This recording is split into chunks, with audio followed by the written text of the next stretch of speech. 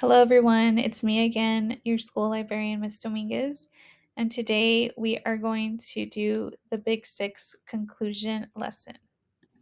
So before I go into the why again, let me reintroduce myself. My name is Ms. Dominguez. I am your school librarian. And as my part of my job, I need to make sure that my students have access to information and know how to utilize it and navigate it. So the why. The why is that this lesson will provide us the steps needed to get the information that, again, you might have a question or wonder about. Now, to make this process a little bit easier, I did create a handout. And in this handout, you have various steps that are summarized. So it's not a lot.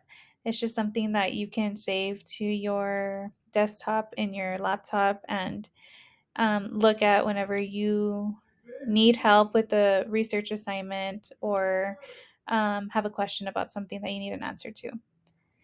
Now, at the bottom, what makes this handout very neat is that each of those underlined resources lead you to something on the internet that can support you even more.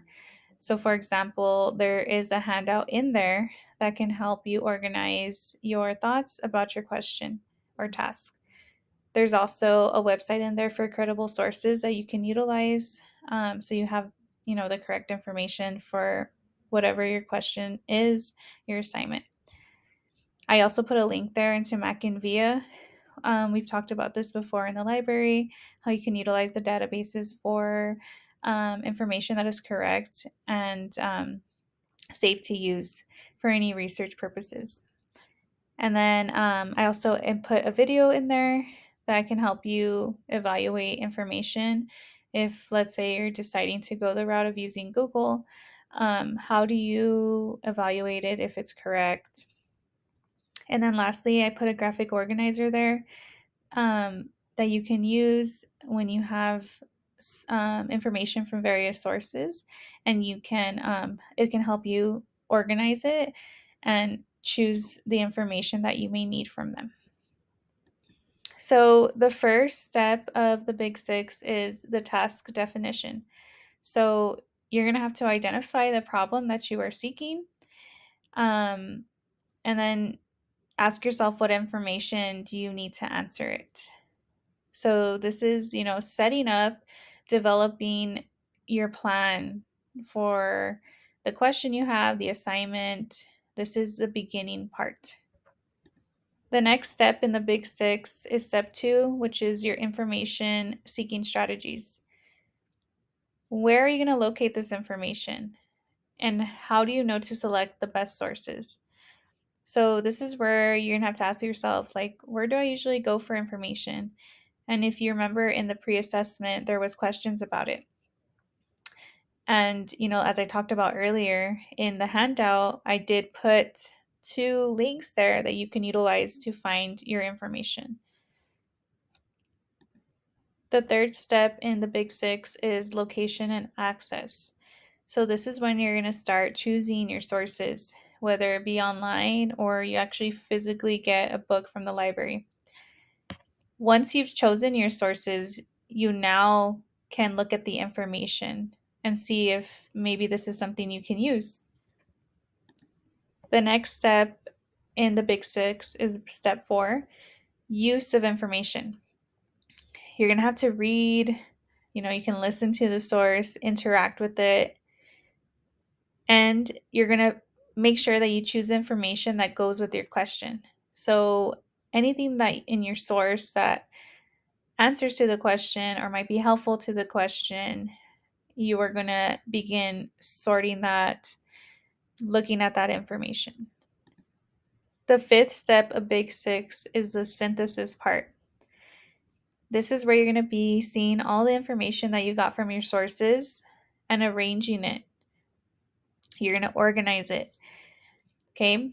Once you begin organizing this information, you're going to start creating or coming up with the answer, showing the answer from the information that you gathered. The last step of the Big 6 is step 6. This is evaluation. So this is where you're going to look at how the information answered the question. Did it answer it? Or did you go off to another part of the question or didn't answer it at all? Once you get there, then that's when you're going to assess the steps that we use from step 1 to 5, and see if maybe you could have changed something in those steps. Maybe a source that you used, maybe you didn't get the correct information from a source. And you're going to retrace your steps to see if you can now come back and answer the question. So, to conclude, these steps can be used for a variety of purposes, not just for research purposes. Utilize this process for any question you need information for. It'll help you navigate the question and find what you need to answer it. So, if you noticed in step 6, it asks you to assess the question again, the information, and then to also assess not the questions, but the steps. Like, did it help you answer? And if not, then you need to go back and tweak some things so that you can get your answer. Okay. I would recommend, if you don't get the answer the first time, you're going to have to go back through the process and see what you could do differently to get your answer.